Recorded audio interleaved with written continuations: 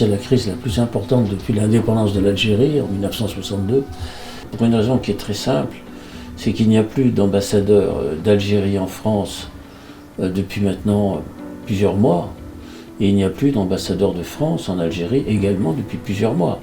Donc pratiquement, disons qu'il n'y a plus de lien diplomatique entre la France et l'Algérie depuis maintenant au moins 6 mois. Donc ça commence à devenir une crise qui s'installe dans la durée, et ça, c'est quelque chose de totalement inédit.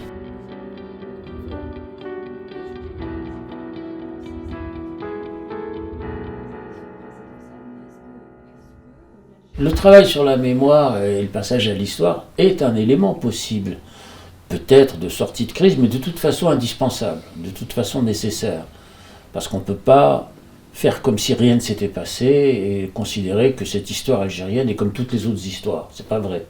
C'est pas comme toutes les autres histoires. Parce qu'il y a eu d'abord une conquête coloniale qui a duré 80 ans, qui a été effroyable, avec des massacres de très grande ampleur en Algérie que les Français découvrent seulement maintenant. Ça a duré effectivement de très nombreuses années avec des enfumades, des déplacements forcés de population, des massacres à grande échelle avec ce qu'on appelle les colonnes infernales, qui par ailleurs avaient été utilisées en Vendée et dans la guerre d'Espagne, et qui ont été utilisées en Algérie pour détruire, disons, des villages entiers, quoi, sans faire de prisonniers. Donc c'est des souvenirs très forts dans la société algérienne, il ne faut pas les sous-estimer. Je veux dire, on n'oublie pas facilement, disons, cette conquête coloniale qui a été très importante. Et puis d'autre part, disons, il y a le sentiment chez les Français, quand même, que l'Algérie c'était la France. C'était des départements français, c'était pas une colonie, comme le Maroc ou l'Indochine par exemple. Non, c'était la France. C'est-à-dire, il y avait, vous savez, le kiosque à musique, la mairie, l'église, les allées de platanes, enfin bon, c'est la France. Des départements, c'est un morceau de France. Et puis tout d'un coup, il y a cette guerre, il y a ce nationalisme évidemment algérien, et le nationalisme français qui s'est construit sur l'Empire, qui s'est construit sur la question, disons, de ce qu'on a appelé à l'époque la Grande France. Vous savez, l'Algérie, c'est 5 fois la France. Hein, c'est colossal. C'est les frontières de la France, jusqu'en 62, c'était le Maroc, la Mauritanie, le Mali, le Niger, la Tunisie, la Libye, la Tunisie. C'est ça la frontière de la France, avec les douaniers. Bon, c'est fini. Ça, à partir de 62, il y a un rétrécissement, disons, de la France. Et c'est très mal vécu aussi. C'est-à-dire qu'il y a le sentiment, encore, toujours, chez une partie de la population française, que dans le fond, avoir abandonné ce pays riche en pétrole, en gaz, en minerais, en or, en phosphate, etc., parce que c'est ça l'Algérie, a été une erreur, une trahison, un abandon, etc. Ça existe dans la société française. C'est pas un secret que de dire qu'une grande partie de l'extrême droite française a quand même construit, disons, en grande partie son territoire, disons, politique et mémoriel sur cette question-là. C'est une question très très importante. On ne considère pas les Algériens comme les immigrés, comme les autres, quoi. Bon, ça c'est, pour moi en tout cas, ça me paraît assez évident. Donc résultat, il y a un travail de mémoire à faire, d'apaisement. C'est un travail d'apaisement. Ce qui avait commencé à être fait. Lorsque j'ai remis mon rapport au président de la République en 2021, il y a une série de gestes qui ont été faits, mémoriels, de reconnaissance par la France de l'assassinat de dirigeants algériens par l'armée française, notamment Maurice Oudin, Ali Boumengel, Arbi Ben Midi, celui, disons, des travailleurs algériens à Paris, le 17 octobre 61, l'ouverture plus grande des archives, le fait d'avoir aussi fait une statue très importante de l'émir Abdelkader à Amboise, c'était le lieu de captivité. Donc il y a toute une série de gestes mémoriels qui avaient été faits, qui permettaient, disons, de reconnaître la responsabilité qu'avait la France dans ce qui s'était passé pendant toute cette histoire coloniale, ce qui a été très très très très longue. Et naturellement, on attendait peut-être un geste du côté algérien qui est venu. C'est là qu'on dit que c'est pas vrai. Mais si c'est vrai, c'est qu'il y a eu la commission mixte. Ce sont les Algériens qui ont proposé une commission mixte. C'est-à-dire de mettre en place une commission de 5 historiens français, de 5 historiens algériens, qui travaillent sur quoi? Non pas pour écrire une histoire commune, ça c'est pas possible. Pourquoi c'est pas possible? Mais c'est pas possible parce que les historiens peuvent écrire des histoires communes qu'ils peuvent présenter. Mais du point de vue de l'imaginaire, disons, des sociétés et des nations, En France, pendant très longtemps, jusqu'à aujourd'hui, on considère, disons, qu'on a apporté la mission civilisatrice dans des colonies. C'est des territoires vierges, qu'il n'y avait personne, etc. Bon. Du côté algérien, non, pas du tout. L'imaginaire, disons, c'est celle, disons, d'une nation qui a été fortement endommagée, pour ne pas dire plus, par l'arrivée coloniale. Donc il y a par conséquent deux conceptions de la nation. Une qui est celle de retrécissement de la nation et de la perte de l'Algérie française, et l'autre qui est celle, disons, de la récupération, de la réappropriation d'une souveraineté perdue. Donc il y a par conséquent un rapport au monde, un rapport à la nation, un rapport, disons, à la Méditerranée qui n'est pas le même. Par contre, ce qu'on peut faire, c'est mettre en commun, en partage, les savoirs autour de cette question. C'est-à-dire les archives, les documents, les objets, faire un inventaire, disons, de tout ce qui est commun. C'est ce qu'on a commencé à faire. C'est qu'on s'est réunis plusieurs fois, 4 ou 5 fois, je crois, où on a commencé à faire un inventaire du savoir qu'on peut mettre en commun pour qu'ensuite les jeunes générations des historiens écrivent l'histoire qu'elles veulent bien écrire, mais ce n'est pas aux États d'écrire l'histoire. L'État peut encourager, donner des moyens, fournir des moyens aux chercheurs, faire des bourses, ouvrir les archives, etc.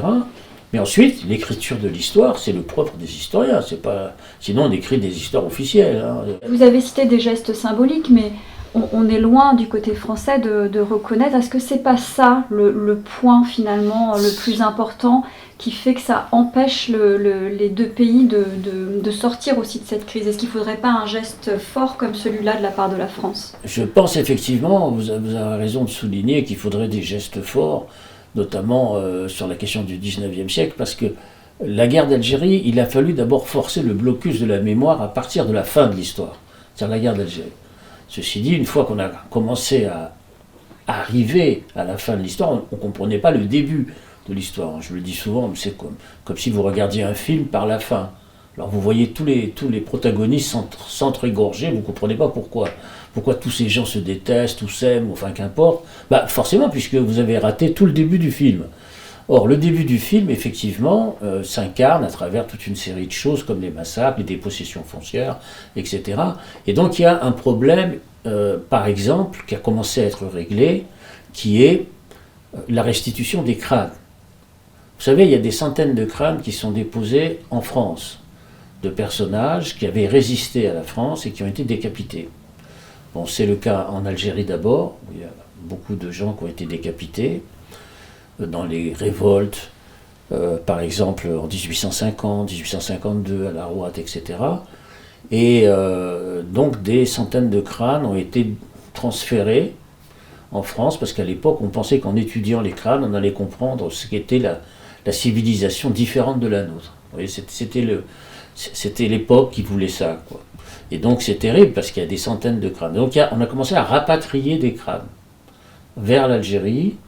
C'était, je crois, en 2020, 2021, 2022. Mais les Algériens réclament effectivement qu'il y ait plus de rapatriement à ce niveau-là. Comme ils réclament des restitutions d'objets qui ont été pris. Bon, sur le personnage emblématique le plus célèbre, bien sûr, de l'émir Abdelkader, ils avaient réclamé, disons, son épée de commandement, son bâton de commandement, son burnous, son courant personnel, bon, qu'il avait avec lui, et puis les livres aussi qu'il avait avec lui. Bon. Pour l'instant, on se heurte à une chose qui est très simple, c'est que tous ces biens ont été dispersés, rachetés, et on n'a rien rendu jusqu'à présent. Donc ça, c'est du point de vue de la restitution, que ce soit physique, c'est-à-dire au niveau des crânes, ou que ce soit au niveau des biens matériels, pour l'instant, effectivement, des gestes à caractère symbolique auraient dû être faits depuis bien longtemps, et qui ont à voir avec toute cette période-là, cette période ancienne, que les Français, effectivement, ne connaissent pas. Est-ce que la clé, c'est pas dans la reconnaissance par le chef de l'État, donc au plus haut niveau Malheureusement, je pense qu'on n'en est plus là. C'est ça le problème. C'est que il y a eu beaucoup de gestes qui ont été faits, des discours ont été prononcés déjà par le président de la République. Par exemple, au moment de la reconnaissance par la France de l'assassinat de Ali Boumendjel, qui était un grand dirigeant algérien, il a reçu les petits-fils il a fait un discours des petits-enfants de Ali Boumendjel, qui sont âgés maintenant, qui ont 40 ans. Il leur a demandé pardon au nom de la France. Bon, voilà, il a fait ce geste. Bon. Donc ça, c'est quand même des choses importantes. Mais aujourd'hui, disons que le niveau de distance, de méfiance entre les deux chefs d'État est très important. C'est-à-dire qu'il y a beaucoup, disons, de prise de distance qui se sont opérées, notamment par rapport à la question de la souveraineté du Maroc, la souveraineté marocaine sur le Sahara occidental. Donc il y a eu comme ça des surprises, enfin des interrogations sur le fait qu'il n'y a pas eu véritablement de préparation, disons, dans la prise de position de la France à l'été 2024. Parce que bon, pour être très précis et honnête, c'est vrai que la France avait une position d'équilibre, mais qui soutenait, qu'on le veuille ou non, c'était comme ça, la position marocaine. C'était un peu ce que faisait Chirac, par exemple, etc. Là, il y a eu ce basculement sur la souveraineté marocaine sur le Sahara occidental, explicité de manière formelle. La grande question, c'est le problème pour l'Algérie, c'est la préparation, disons, d'une discussion possible sur ce territoire disputé. Il aurait fallu peut-être discuter, etc. Ça n'a pas été le cas. Bon, 2 ans ont passé maintenant, parce que le temps passe très très très vite, et je crois qu'on s'est installé malheureusement dans cette incompréhension. Donc les gestes, je ne pense pas que les gestes mémoriels puissent suffire aujourd'hui. C'est ça le problème. C'est-à-dire que lorsque j'ai commencé à travailler il y a maintenant 5-6 ans, enfin bon, ça fait 50 ans que je travaille sur l'Algérie, mais quand on va demander officiellement, disons, de travailler sur l'Algérie, sur le plan mémoriel, bon, il y avait un espoir qui était réel, avec tous les gestes qui ont été accomplis, etc. Mais aujourd'hui, selon moi, envisager la possibilité de gestes mémoriels, ce serait une sorte de substitut à une reprise de liens directement politiques. Par exemple, sur la question des OQTF et aussi la question très importante des visas. C'est-à-dire que, à mon sens, le point le plus important, ça va être effectivement le problème de la circulation des personnes entre les deux rives de la Méditerranée. Et s'il y a une restriction des visas, comme c'est proclamé aujourd'hui, je lis les déclarations à droite à gauche, là, ça va aboutir à des raidissements de situation qui ne peuvent pas se combler par des gestes mémoriels. Ça me paraît très difficile. S'agissant de la restriction des visas, le Quai d'Orsay est extrêmement clair. Il ne s'agit pas de viser les personnes, mais bien de viser les dignitaires, les gens proches du pouvoir, finalement. Oui, c'est ce qui a été affirmé sur le plan public, mais les Algériens ne sont pas fous, ils se sont bien aperçus qu'il y avait eu une diminution considérable du nombre d'attributions des visas. Ça a été dit par le président de la République il y a quelques jours, lorsqu'il a dit nous avons baissé drastiquement le nombre des visas sans le dire. Il l'a dit lui-même, c'est pas moi qui l'ai inventé, hein. Il a dit voilà, c'est-à-dire qu'on est passé de grosso modo 400 000 délivrances de visas à 200 000, 250 000. Donc ça a été divisé par 2 presque, sans le dire. Donc les gens le voient ça, ils ne sont pas fous. Hein. Bon, ça c'est une première chose.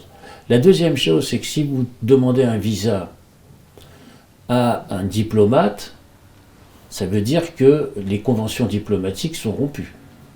C'est très grave. Ça veut dire qu'il n'y a plus de reconnaissance, j'allais presque dire d'inviolabilité du statut diplomatique, en fonction des accords de Vienne, etc., etc.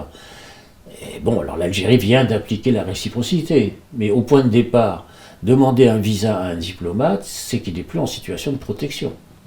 Donc là, c'est un geste, disons, très fort, quand même, qui est fait par la France. Donc à partir de là, la question mémorielle, à mon sens, peut pas suffire.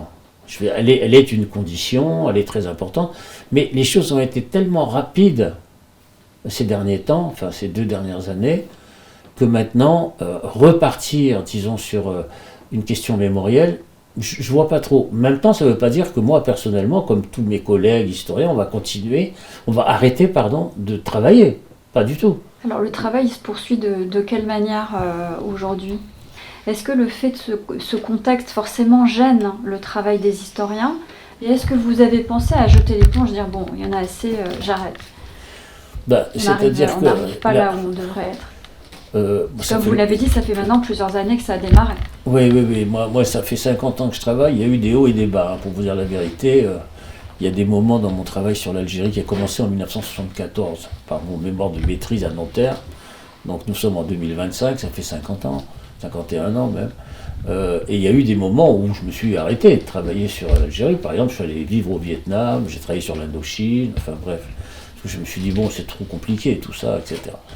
Donc il y a des hauts et des bas, mais je suis toujours rattrapé par l'Algérie, parce qu'il y a tellement de liens mémoriels entre les deux pays, il y a tellement de personnes qui sont touchées par l'histoire algérienne, tellement de gens qui disent « Oh non, non, j'ai rien à voir avec cette histoire », mais dès qu'on s'approche d'eux, bah, il a bien un grand frère, un oncle, une famille, un truc, enfin bref, il y a 1001 canaux qui lient à l'Algérie, qui fait qu'on ne peut pas s'arrêter, disons, de travailler sur ce pays. Au contraire, entre le moment où j'ai commencé à travailler dans les années 70 et aujourd'hui, il y a un nombre incroyable de chercheurs sur l'histoire d'Algérie. Il y en a beaucoup.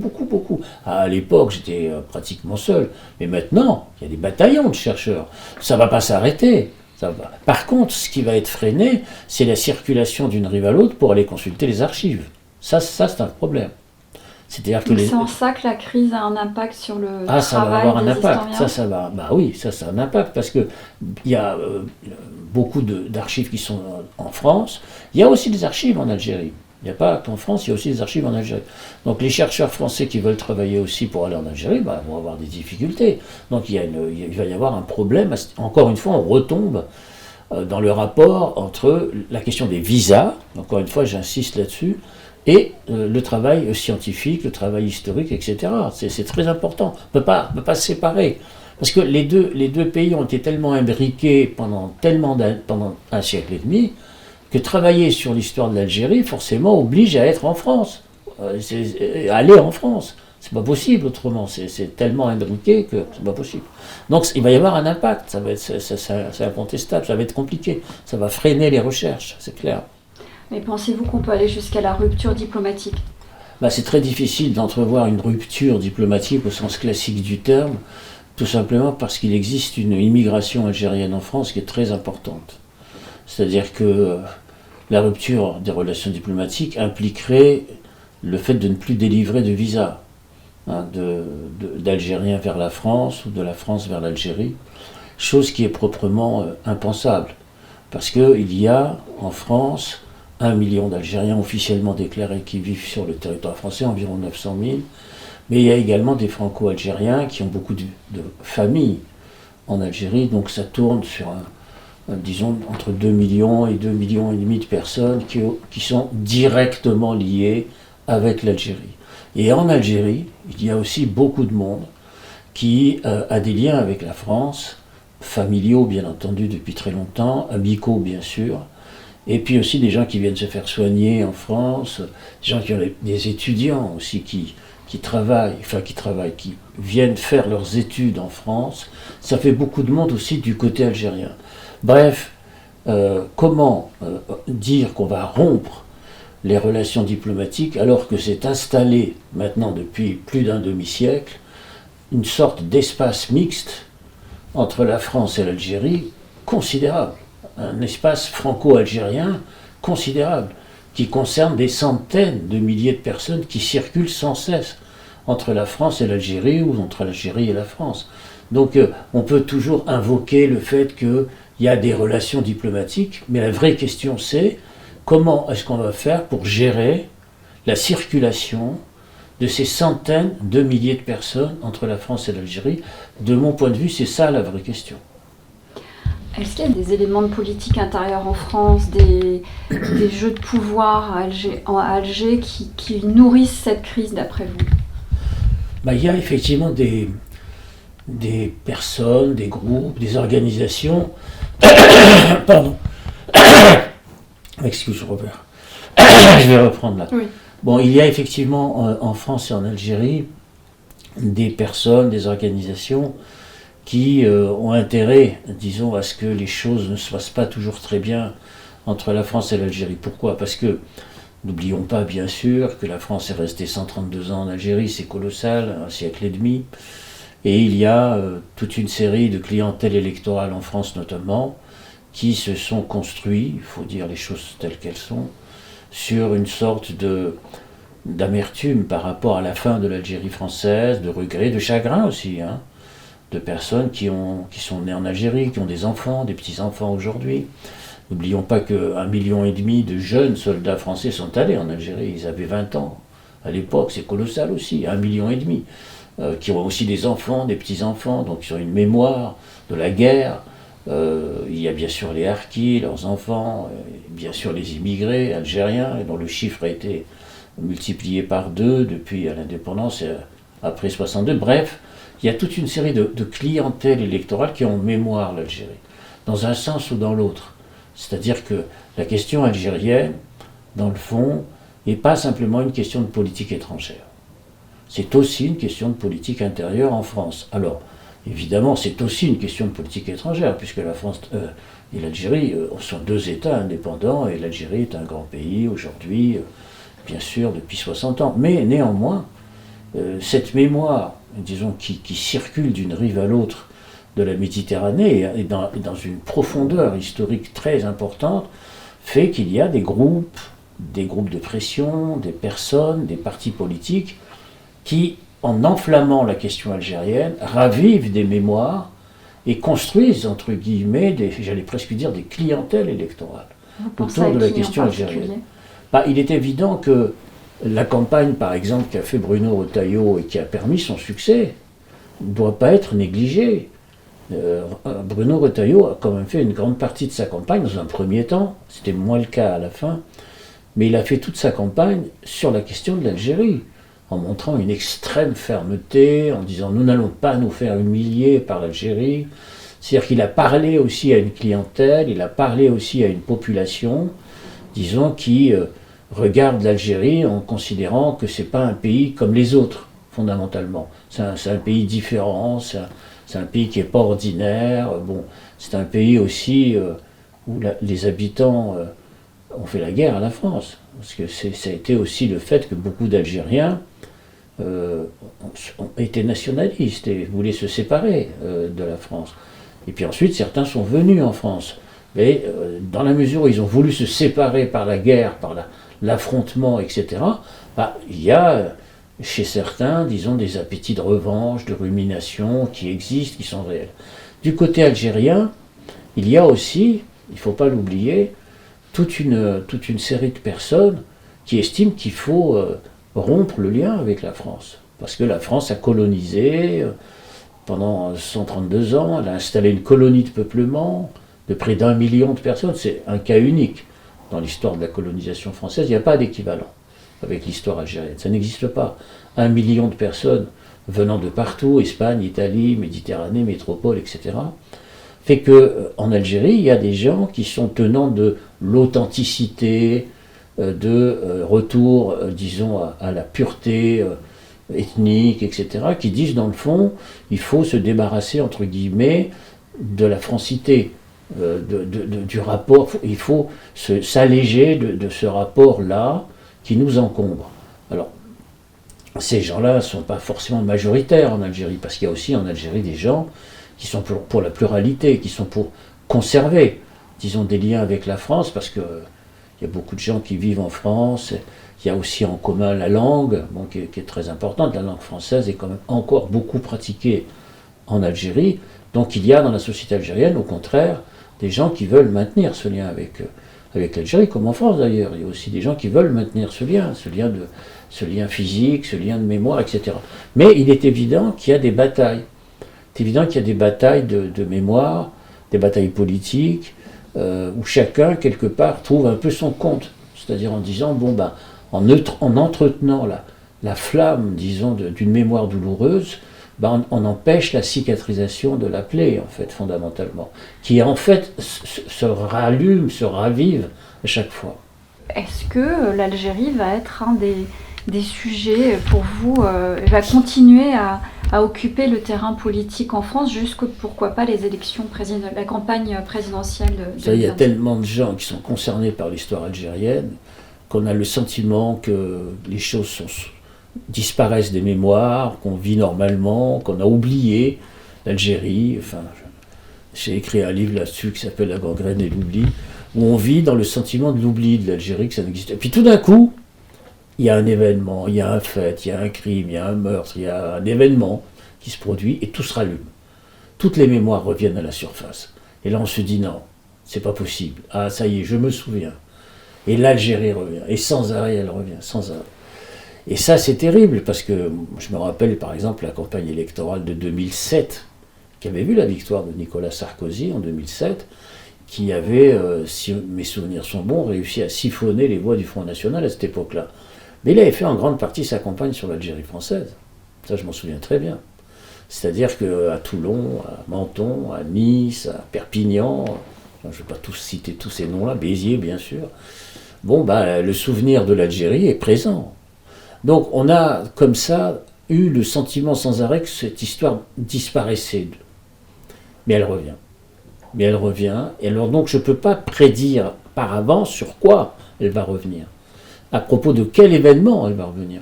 Mais elle revient à chaque fois. Vous savez, c'est un peu comme des fantômes dans les placards. On a l'impression qu'on a tout fermé, on a tout cadenassé, on a tout bétonné, mais ça s'échappe quand même, la mémoire revient quand même. Elle revient parce qu'il y a beaucoup de souffrance, beaucoup de chagrin, beaucoup de douleur, mais aussi de vivre ensemble, et de souvenirs, de bonheur d'enfance, etc. Et c'est beaucoup de choses, tout ça. Il y a derrière la question de l'Algérie, il y a tout ça qui se mêle. Donc je ne peux pas prédire par avance si l'Algérie va jouer un rôle important. Elle joue un rôle important.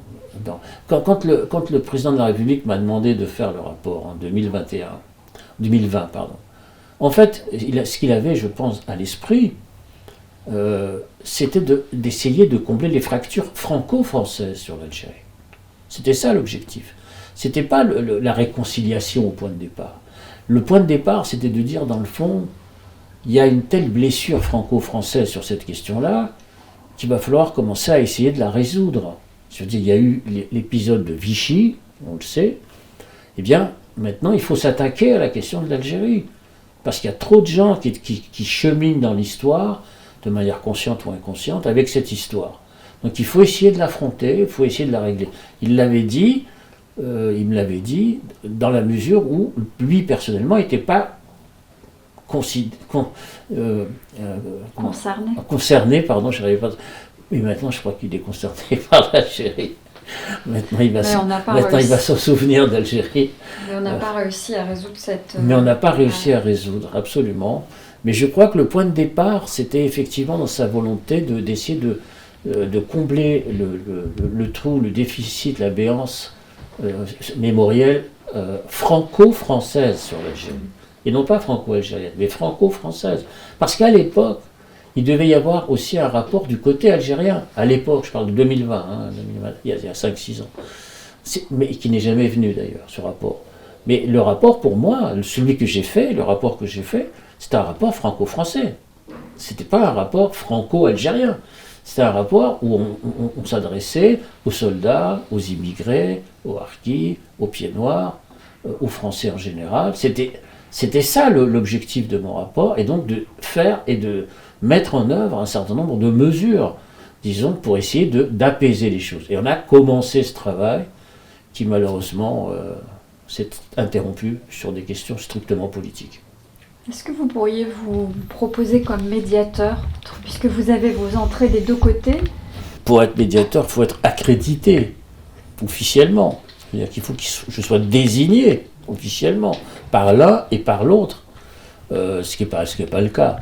On n'est pas du tout dans cette phase-là aujourd'hui. Il n'y a pas de recherche de médiateur. En d'autres termes, aujourd'hui, on est dans une situation, disons, osons le mot, de conflictualité. Il ne faut pas, je crois, avoir peur des mots. Bon, voilà, on est dans une phase, dans une séquence où, disons, il y a très peu de passerelles, il y a très peu de gens qui peuvent jouer ce rôle. D'ailleurs, ça se réduit de plus en plus. En France, il y a de moins en moins de personnes. Alors, de toute façon, en France, avant cette histoire, il y a très peu de gens qui connaissent l'Algérie. Je parle des spécialistes, des experts, d'intellectuels, etc. Contrairement à ce qu'on croit, pour beaucoup de chercheurs, l'histoire de l'Algérie s'est arrêtée en 62. Donc ils ne connaissent pas l'Algérie pendant 60 ans. Moi, je suis allé tout le temps, pendant toutes ces années-là, j'ai continué sans cesse, etc. Donc il y a assez peu de chercheurs, français je parle, qui naviguaient d'une rive à l'autre de la Méditerranée, il ne faut pas croire. Ça avait commencé à se faire, il y avait ce mouvement qui avait démarré, c'était un mouvement qui démarrait. Hein. Donc,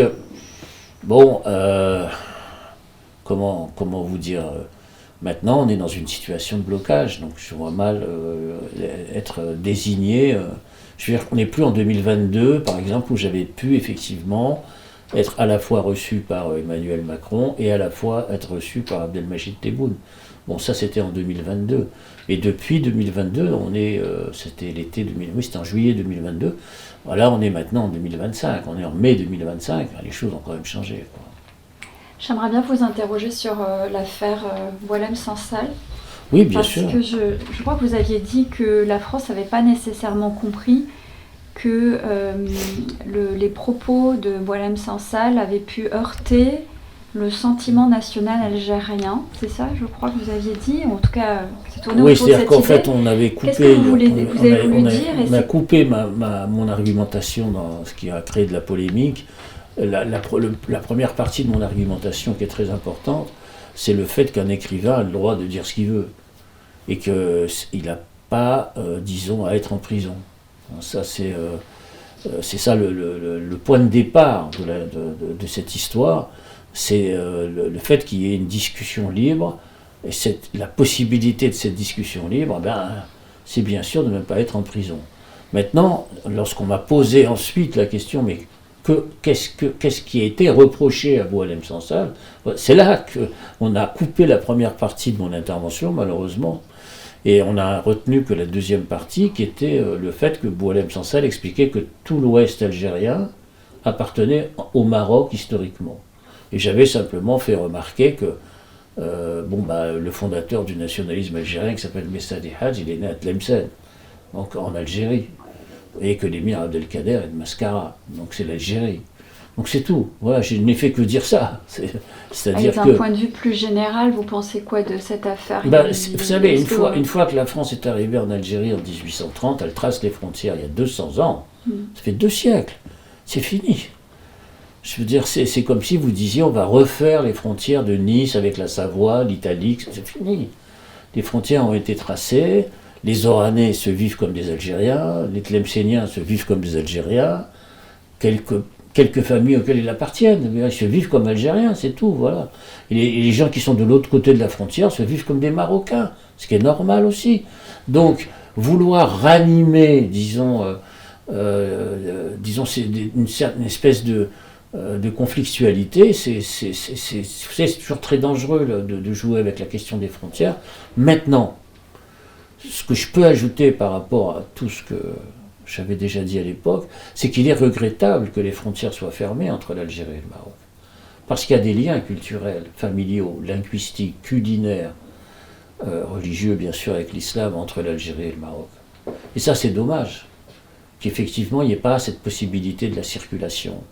Donc il faut aussi, je pense, faire en sorte que ces 2 pays, l'Algérie et le Maroc, puissent se réconcilier. Parce que ça se fait au détriment des populations. Malheureusement, cet aspect de mon intervention n'est pas beaucoup passé. Mais j'y insiste, parce que c'est très important.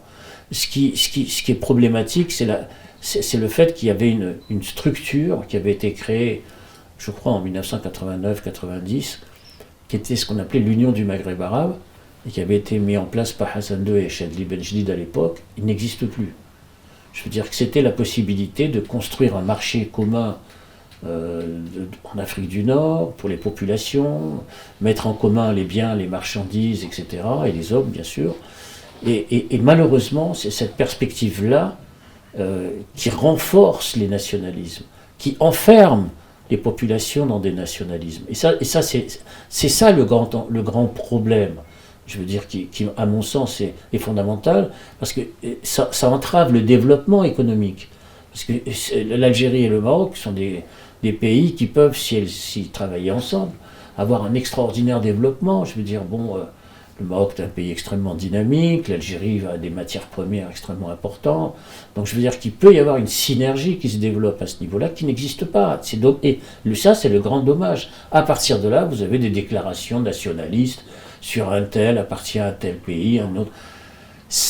À mon avis, c'est des discussions anciennes, c'est des discussions archaïques. Le vrai débat, c'est d'essayer de construire le Maghreb.